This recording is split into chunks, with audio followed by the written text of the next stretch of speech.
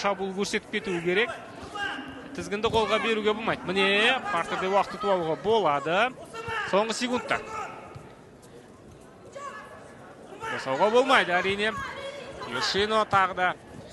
Ой, жоқ. Жақсы кірді. Болды ғой осы міне, соңғы секундтарда. Бірден өзгеру екі талай. Болды. Белдесу аяқталды. Екінші рет Гран-при турнирінің жеңімпазы атанып отыр. Абиба Абужақынова. Қазақстан құрамасындағы ең нәтижелі спортшы деуге болатын шығар.